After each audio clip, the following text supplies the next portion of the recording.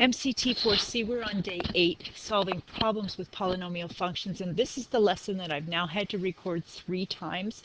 So I'm going to break it into 2 parts. I hope you'll be patient with me, and this will be part 1, and we'll get about halfway through and stop and record another one. We're going to solve real-world problems, and real-world application problems can easily be modeled with polynomial functions.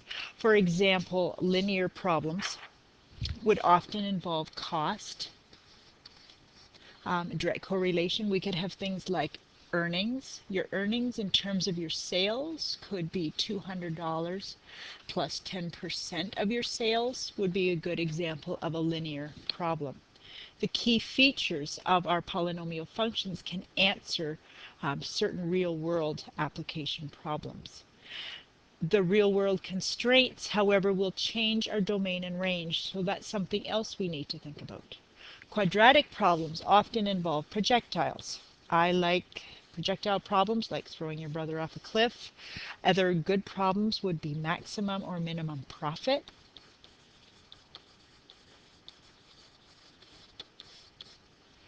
Cubic, I looked through your textbook, and some cubic problems also could be profit, where you have a surge and a decrease. Volume, excellent cubic problems, length, width, and height, 3-dimension. Reaction time was another one I saw oddly in your textbook. Quartic, profit questions as well, so the business end of things has lots of equations to work with. Population, maximums and minimums as population grows, and so on. We're going to solve 2 problems together, and we're going to make use of the graphing calculators. So I would like to do this problem with you. The forces acting on a horizontal support beam in a garage cause it to sag by d centimeters, x meters from one end of the beam. The relationship between d and x can be represented by the polynomial function d of x. So I'm a visual learner, so I like to draw a picture, such as it is. My beam, I'm going to have it kind of supported at both ends. But what happens is this beam will sag. And we've called that d for deflection. And it will be in centimeters. I've just got to check I'm not lying. Yep, centimeters. With a distance of x meters from the end. So the larger x is, the greater the sag is. So we're going to first of all graph this function using technology. So we need the graphing calculators as much as you love them. With my graphing calculator, I want to enter that function. I need to go to the function button, which is in the top left corner, y equals. We haven't got the option of function notation of d of x, so we need y1 equals instead.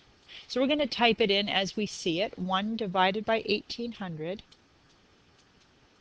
bracket 950x.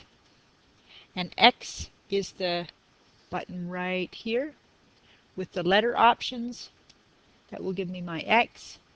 Subtract, not the negative white button, but the blue subtract button, 22x.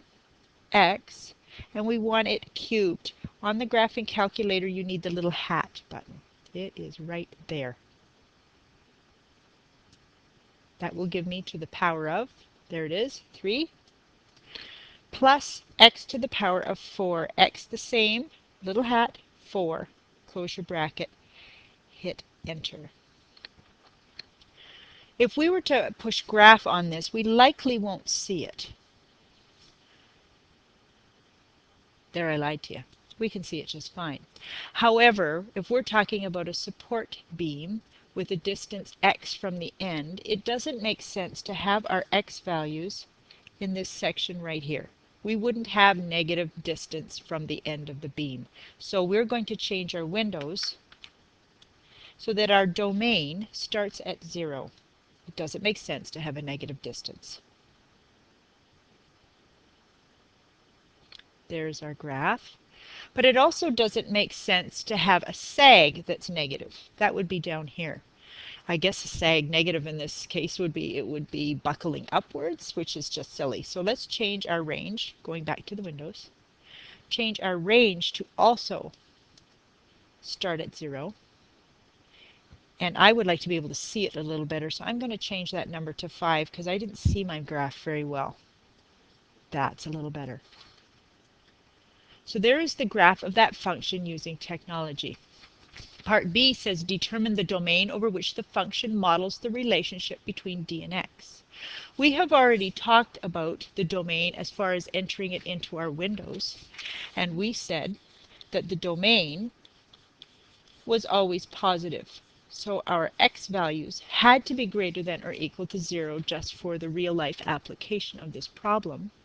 But you can also see that the x values don't go past this mark right here, at least in context of the problem making sense.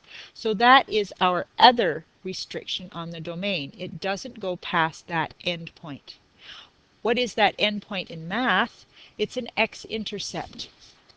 So I need the graphing calculator to help me find that x-intercept so that I can finish writing my domain. The graphing calculator can help us find almost anything if you look at that calc button. That helps us with graphing. I'm going to do second function, calc, and those are my choices. I want to find an x-intercept.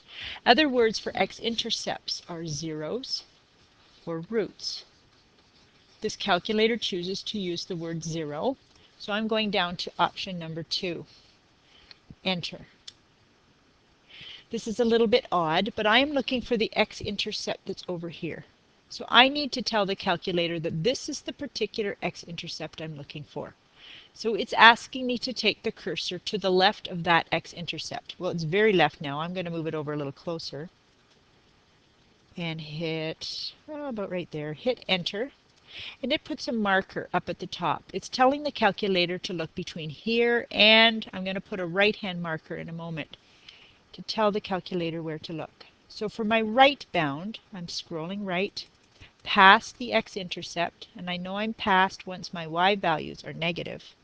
I'm going to hit enter, and it puts a marker at the top as well. I'm telling the calculator to look between this guy and that guy and tell me where the x-intercept is in that range.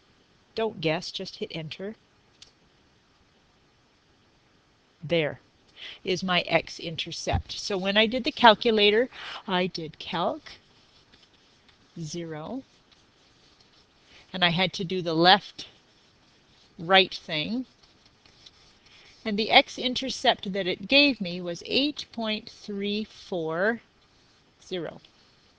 So my domain is that the graph only makes sense from 0 to 8.34. So my domain is x between 0 and 8.34. X is a real number. What causes the restriction on the domain? Well, apparently the length of the beam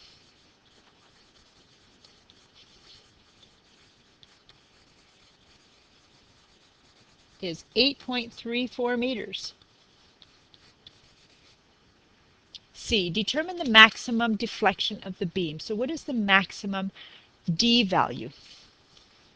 If I want a maximum, I am looking here for the vertex, or the highest point as it turns about there. So I am looking for a maximum, and my graphing calculator can help me find that as well. If we go back to calc, maximum is option number 4. Enter. I have to tell it again where to look. You know that Quartix can have a couple of maximums. We're looking right there. We need to tell the calculator. So I'm scrolling left. There it is.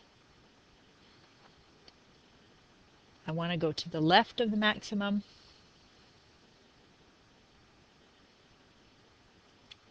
Hit enter, and it puts a marker for me. I go to the right of it because I'm not quite sure where it is in that pile there. There we are. Enter. Tells the calculator to look between there and there.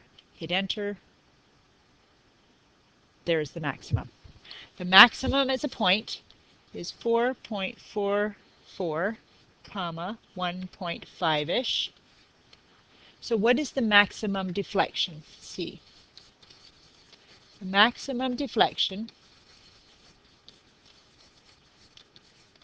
is 1.5 centimeters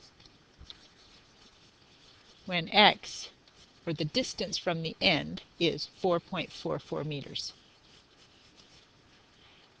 I'm going to stop now and save this, and if you could do part B next, that would be great.